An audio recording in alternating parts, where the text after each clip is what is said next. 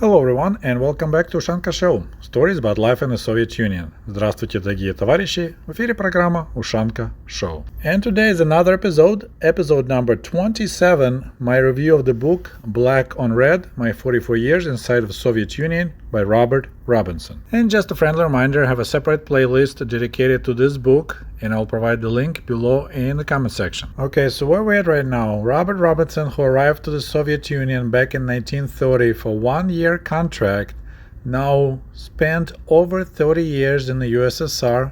He survived Stalin, he survived Khrushchev, and now he's torn because he wants to escape Soviet Union, but he's afraid to get in trouble because authorities now know that he's trying to leave the USSR. On page 361 he says, I had ample reason to fear the possibility of banishment. I had to look up that word. I had not forgotten the fate of two blacks I knew who were banished during the purges. So that's back to the Stalin time, 1937-1938.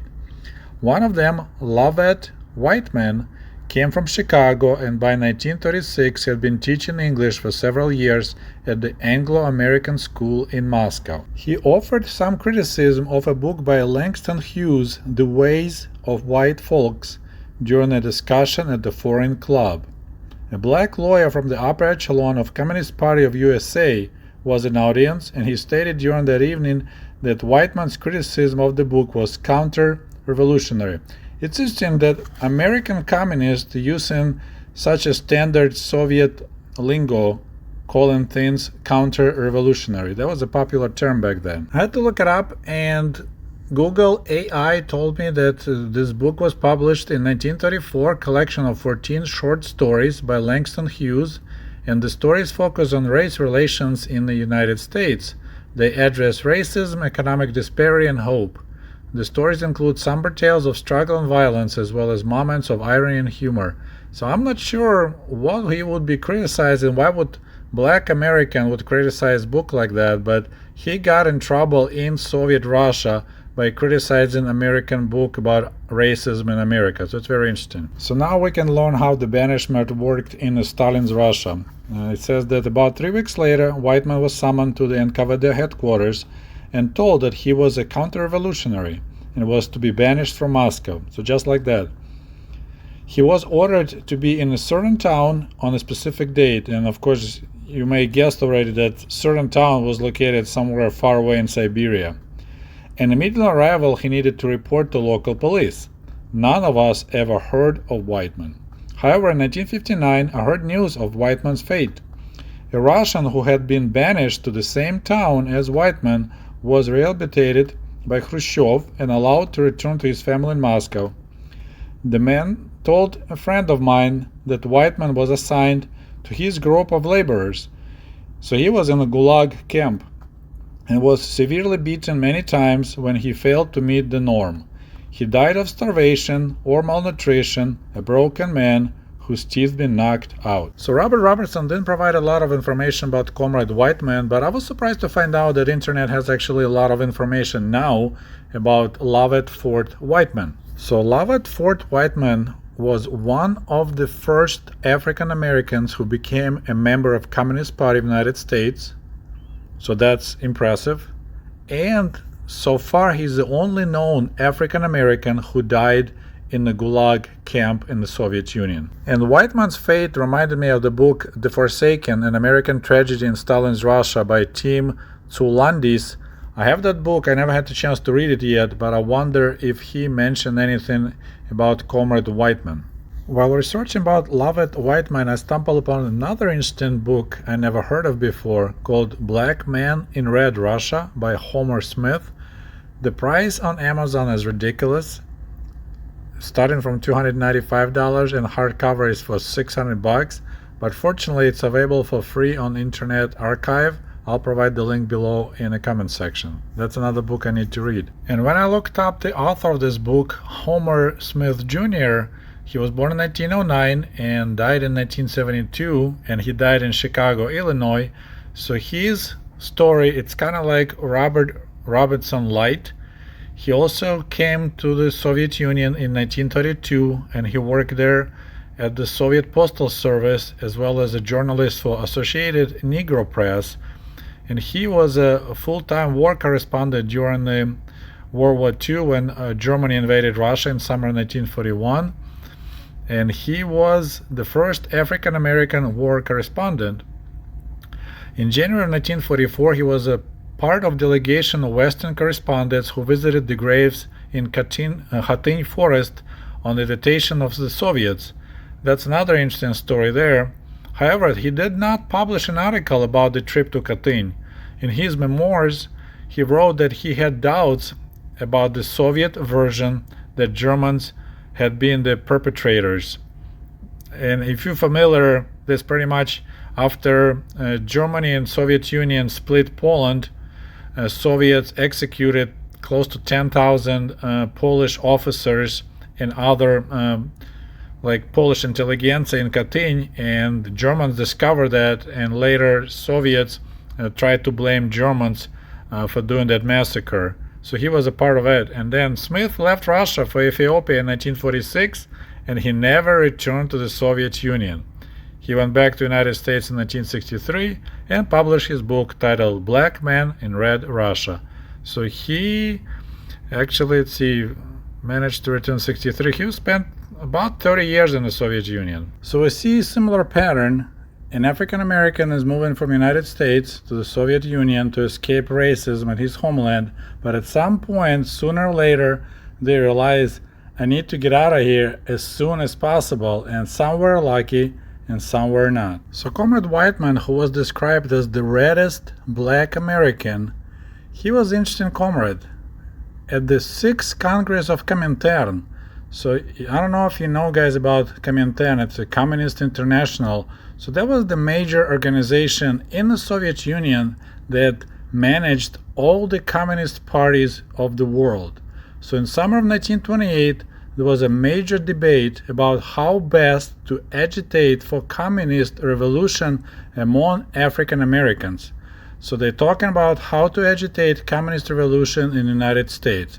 This is 1928. And this is insane. So while American capitalists discuss with Stalin government how to sell them tractor wink factories, equipment for the power plants, and everything else for the militarization of the Soviet Union, other people discuss how to agitate communist revolution in the USA. Some people within the Communist Party pushed for recruiting sharecroppers and rural laborers in the South.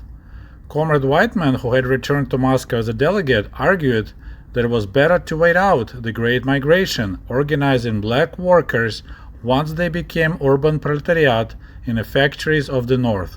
I think it was a smart idea right there. I mean, in my humble opinion. They even discussed the creation of Soviet Negro Republic. They actually have an article about it on Wikipedia. So that was a hypothetical future communist republic proposed by some black communist activists in 1930s.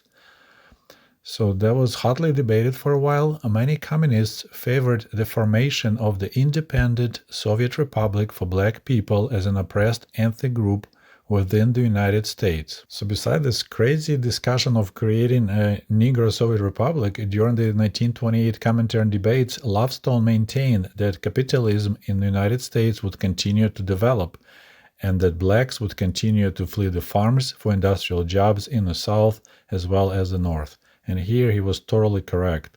So he foresaw no need to organize sharecroppers and tenant farmers because it's, those American peasantry was being phased out. Meanwhile, some Russian Comintern people claim that collapse of capitalism is coming, it's right around the corner, so we need to work right now with the American black peasants. So in the end, the Comintern ordered the American communists. So just think about it. The Comintern located in Moscow, but it's ordering American communists to organize the South to agitate for both the right of self-determination and for the unionization of industry on a racially integrated basis. Still considering the idea of area that called Southern Black Belt, that potentially could become a republic of the Soviet style. But back to our main character, Lovett Whiteman. So he moved to Russia in around 1927. He ended up marrying a Russian lady called Marina. So Lovett was 41 when he got married, and his Russian wife was in her late 20s. It's kind of interesting. So he lived in a small apartment. He was working for English language Moscow News as a contributor and worked as a teacher in the English language school, also in Moscow. It was interesting, about 10 years later, in early 1937, 1937, he realized that it's probably not a good idea to remain in the Soviet Union, and he applied for permission to return home to the United States. But request was refused. I believe at that time he was already a citizen of the Soviet Union, not American citizen.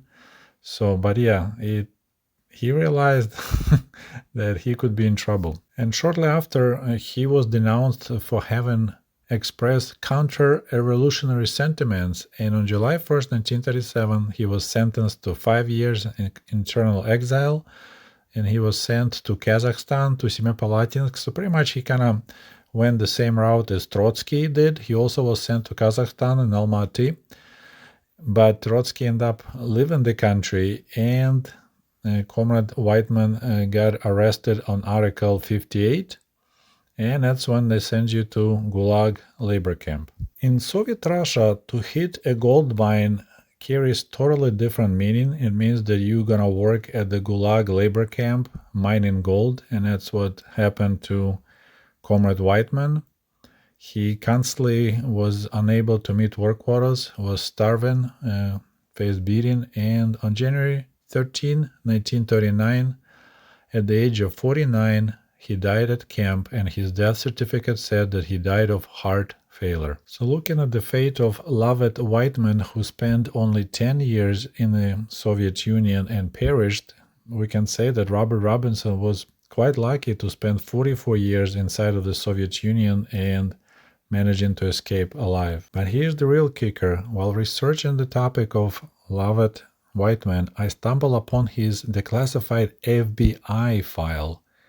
It's posted on Internet Archive, and in 1950s, like 1955, 1956 period, FBI was seriously concerned that somehow Comrade Whiteman came back to the United States under different name, under alias, and he worked as a spy.